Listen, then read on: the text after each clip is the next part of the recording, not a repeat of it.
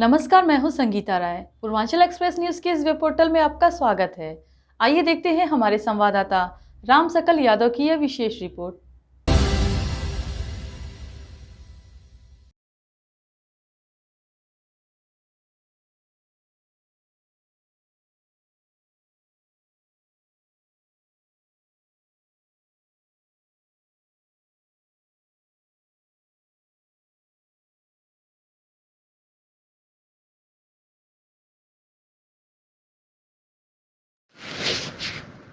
आजमगढ़ के मृतक संघ के राष्ट्रीय अध्यक्ष लाल बिहारी मृतक के नेतृत्व में गुरुवार को राष्ट्रपति के नाम 6 सूत्रीय मांग पत्र जिलाधिकारी को माध्यम से भेजा गया। 50वीं बरसी के अवसर पर आयोजित कार्यक्रम में संगठन ने जीवित लोगों की सरकारी रिकॉर्ड में मृत घोषित करने, भ्रष्टाचार और न्याय में देरी जैसे मुद्दों पर कई अहम मांगे सरकार के सामने रखी।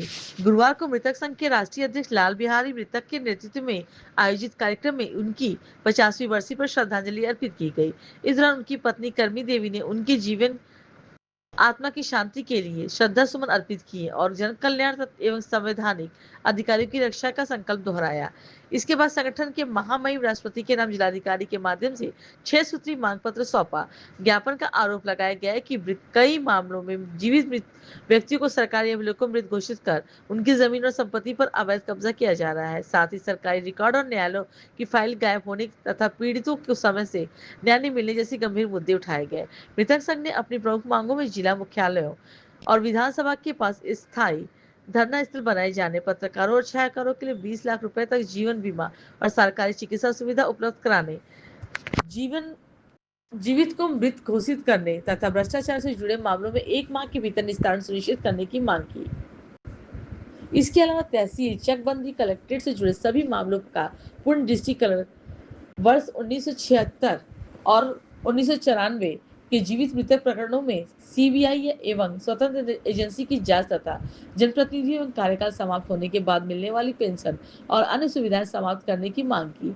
मृतक संघ के राष्ट्रपति से इन मांगों को अपने जनहित और सामाजिक न्याय की भावना के अनुरूप गंभीरता से विचार कर आवश्यक कार्रवाई करने की आज कौन कार्यक्रम अपना परिचय देते हुए आज आपने मेरा नाम लाल बिहारी मृतक दागी है। मुझको 30/7/1976 में मृत घोषित कर दिया गया था और 30 जून 1994 को जिंदा किया गया है। लेकिन आजमगढ़ की सरकार और शासन प्रशासन ये सब मिल करके हमारी वो जिंदा मुर्दा की फाइल गायब कर दिए। फिर ये कोतवाली से भी एफआईआर गायब हो गया, न्यायालय से एफआईआर गायब हो गया। मतलब जिंदा तो हो गया लेकिन सारे रिकॉर्ड हमारा गायब कर दिया गया। लेकिन बहुत अफसोस के बाद दुख की बात है कि आज हम 50वीं अपनी पुण्यतिथि मना रहे हैं और शर्म आनी चाहिए व्यवस्था को कि जीवित पत्नी ने जीवित पति को श्रद्धांजलि देकर कानून व्यवस्था को चाटा मार रही है। लेकिन यहाँ की व्यवस्था को शर्म नहीं आ रही है और धोखाधड़ी, अन्याय, भ्रष्टाचार कर रहे हैं, फाइलें गायब कर रहे हैं, साक्ष्य मिटा दे रहे हैं। सारे देश के जनता तबाह है, उनकी ज़मीन जायदाद हड़प रहे, रोज़ खून खराबा हो रहा है, रोज़ हत्याएं हो रही हैं। तो मैं ये जागरूक करने का एक माध्यम भी है, अपनी बात कहने का भी एक माध्यम है। लेकिन जिला प्रशासन हमको परमिशन नहीं दिया है और बिना परमिशन का मैं अपनी आज बात कह रहा हूँ, क्योंकि आज बोलने का अधिकार नहीं दे रहे हैं। आज किसी को बात सुनने का नहीं रवैया है। ये लोग अधिकारी कर्मचारी एकदम तानाशाह हो गई। यहाँ की सरकार तानाशाह है, अंग्रेज़ों से ख़राब हो रही है। वो जो मुस्लिम राज था उससे भी ख़राब है। आज बताइए, लोकतंत्र की हत्या की जा रही है। न्यायालय में, कार्यालय में और ये विधायिका में, विधानसभा, लोकसभा में कोई इस तरह की धोखाधड़ी जीवित मृतक का प्रकरण नहीं उठा रहा है। 50 बरस हो गया मेरे जैसा आदमी दर दर भटक रहा, करोड़ों रुपया बर्बाद हो गई। और मुख्य रूप से यहाँ की मीडिया जानती है और देश विदेश की मीडिया भी जानती है, लेकिन शर्म नहीं आ रही। मेरा साक्ष्य मिटा दिया गया है, मेरी फाइलें गायब कर दी गई है। अब मुझे तो शक है कि जिला प्रशासन मेरी हत्या भी करा सकता है और यहाँ का पुलिस प्रशासन भी फाइलें चुरा रहे हैं। जिला अधिकारी के कार्यालय से फाइल चोरी हो रही है, मुख्य राजस्व अधिकारी के कार्यालय से फाइल चोरी, तहसीलदार और उप जिला अधिकारी सदर के कार्यालय से फाइल चोरी है। फाइल कौन चुरा रहा है? ये साजिश है, एक बहुत बड़ा एक भ्रष्टाचार है, अन्याय किया जा रहा है। मैं मजबूर हूँ, लेकिन मैं लड़ता रहूँगा जब तक दम रहेगी, तब तक मैं आवाज़ उठाता रहूँगा कि ताकि मेरे जैसा भविष्य में कोई आदमी इस तरह से झेल न पाए, उसकी ज़मीन जायदाद कोई हड़प न ले, कोई जिंदा आदमी को मुर्दा न कर दे।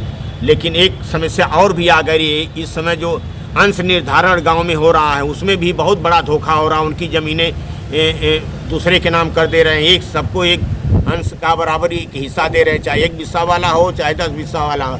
तो मेरे भाइयों, मैं आप लोगों से प्रार्थना कर रहा हूँ कि मेरी आवाज़ उठाइए, और मैं बहुत पीड़ित हूँ। और क्या चाहते आप हैं? मैं चाहता हूँ कि इसकी CBI जांच हो, और मैं जिला अधिकारी के द्वारा मैं एक मांग पत्र राष्ट्रपति को दूंगा और भेजूंगा कि इस पर जांच हो। और उसमें कई मांगे, करीब 6-7 मांगे हैं, मैं वो उतना तो नहीं पढ़कर सुना पाऊंगा, लेकिन मैं उस चीज़ की लिए मैं आप लोगों से प्रार्थना कर रहा हूं कि आप इस हमारी बात को उठाइए। मैं ये नौटंकी नहीं कर रहा हूं, मेरा एक संघर्ष है, जागरूक करने का अभियान है, और मुझे परमिशन नहीं मिला। मैं तो और लोगों को बुलाना चाहता था, लेकिन नहीं लोग आप आए, और रात में मैंने मना कर दिया।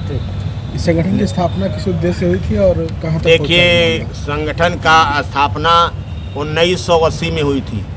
मृतक संघ का स्थापना स्वर्गीय श्यामलाल कनौजिया किए थे, और सन 80 में मृतक टाइटल भी मेरा रखे थे कि ये मृतक शब्द सुनकर अधिकारी कर्मचारी शर्माएंगे और न्याय के प्रति जागरूक हैं। लेकिन ये भ्रष्ट हैं, एकदम घुसखोर अन्यायी हैं। इनके एकदम मतलब समझिए कि इनके खून में न्याय नाम की कोई चीज़ नहीं है। तो अब क्या कहा जा, संगठन बनाने से नहीं, लड़ाई लड़ने से करोड़ों रुपया मेरा बर्बाद हो गया। आज हम लोग भिखारी हो गए, कर्जा में डूब गए हैं। हाँ, और क्या कहा जाए इस व्यवस्था को, तानाशाह व्यवस्था को, भ्रष्ट अधिकारियों कर्मचारियों की।